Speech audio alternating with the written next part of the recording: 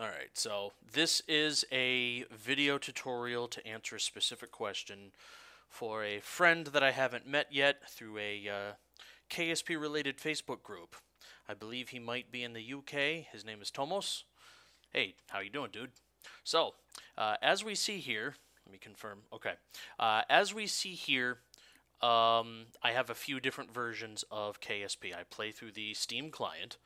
And what I really suggest, particularly with v1.0.5, is that you back up all of your save game data and back up the KSP install folder, and then through Windows control panel, uninstall it, through the Steam panel, then redundantly, let's see, what's it called?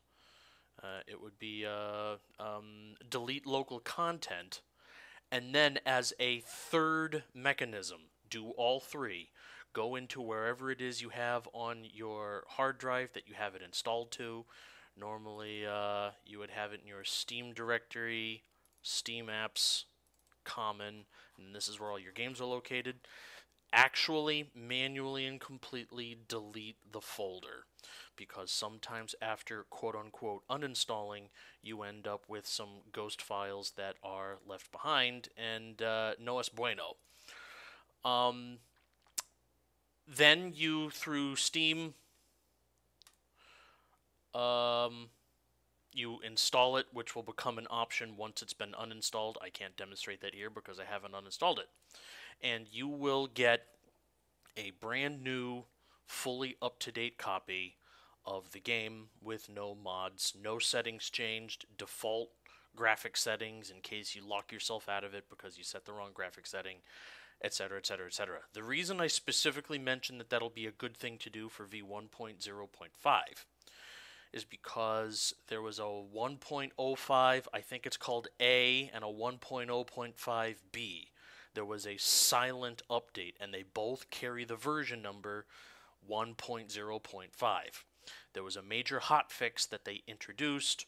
I don't know if it was 18 hours or 36 hours after 1.0.5 went live on the servers, but there's been a difference, and because it's the same root version number, sometimes the download manager in Steam or in GOG or in the KSP store, it has a hard time keeping track of what's what, and sometimes it has multiple files, or it goes to start updating to the B version and it doesn't properly overwrite some of the A version files, and it can get kind of, goopy and buggy.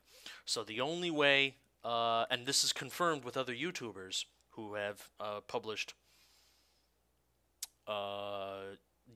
tutorials and how-tos on what I'm about to explain, you want to completely wipe the slate clean and install a fresh copy from whatever cloud service you subscribe to. I keep modless backups. I have often test copies that I just play around with for compatibility testing, but I always keep my modless backup as a baseline. So over here in my deployed copy, I have an equivalent Kerbal Space program with all of its files. I have the GameData folder, in which case you start out with only squad. This is one of a few different ways you can use after doing what I've suggested to verify that you've done it correctly. Now what you do is we're going to minimize this. We're going to go into our browser. Yes, Internet Explorer. Sue me. Mr. Pfister, hello now. I'm going to post this link either in the description to the video or in our conversation thread, probably both. We're going to download, and we're going to specify the save location as, what's my file path here? Nope. KSP.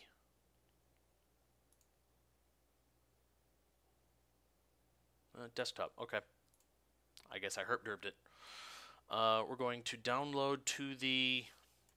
Where you put this file is important to your system. It's not important to mine. So we're going to go in here.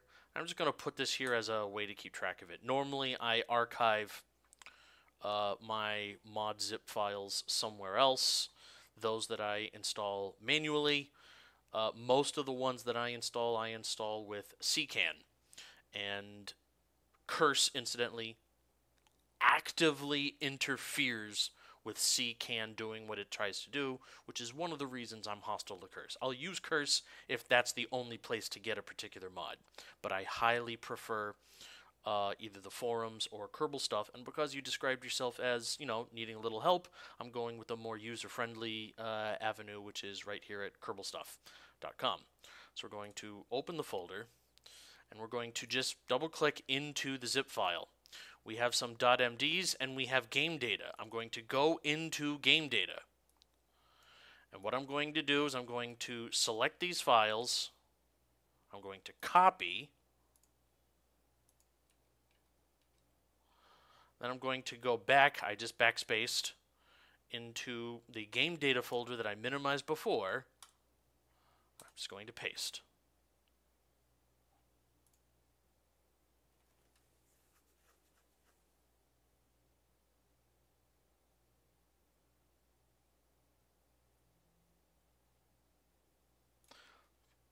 That's all we're going to do.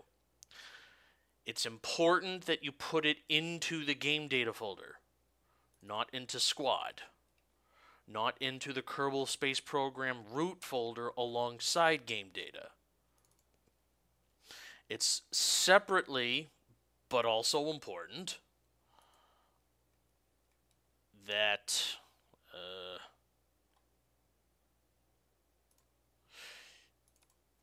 you not pull GameData and put a copy of GameData inside your root folder. Technically you can do that, but I suggest knowing what you're doing.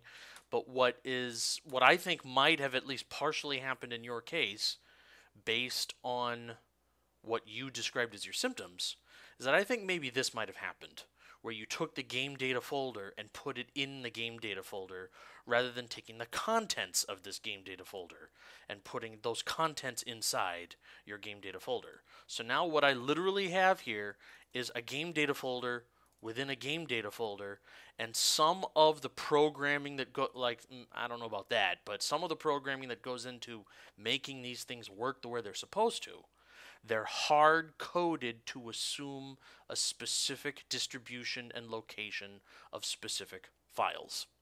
And if files aren't where it expects them to be, it just won't display the part. To make matters worse, it's still using some of the computer processing power and memory space, particularly if you're in Windows, the 32-bit memory space, which is highly limited, separate discussion. It's actually doing the work of carrying the mod forward without it actually being usefully available to you in game. Now, so we're going to delete this because I intentionally did that to demonstrate what you're not supposed to do. This is what your GameData folder should look like. This is the original Squad, which we haven't done anything to. All of these other things that are not Squad I got from the zip file, and you might also have other folders in here specifically from other mods that you might have downloaded. What should be noted with those other mods is that inside the zip file, sometimes you open it up and there's no interim GameData folder. There's just the contents, in which case you would just open up the zip file and take the first level contents over. So you have to pay attention when you're doing it, when you're installing mods manually. You want to copy the contents of the zip file's GameData folder into your GameData folder. You don't want to copy the zip file's GameData folder itself into your GameData folder, thereby making redundant GameData folders. Other mods that you might have, install them separately and properly. I would suggest going into first a sandbox and then a career with no save file restored from your backup, and just make sure that it physically works. Then I would separately go to, because before uninstalling and copying like I suggest that you copy whatever you have running and back it up along with the career save. Go into that save, move those folders over to your new copy. They won't go into GameData, they'll go into saves, blah, blah, blah. Try it there. And let me know how it goes. Don't know who's going to be looking at this or how long I'll keep it up. Not much fancy editing, not much polish, real quick and dirty. Hope it answered your questions. If you see this, please feel free to link to it. Feel free to like it. Feel free to comment below. Thank you. I hope you have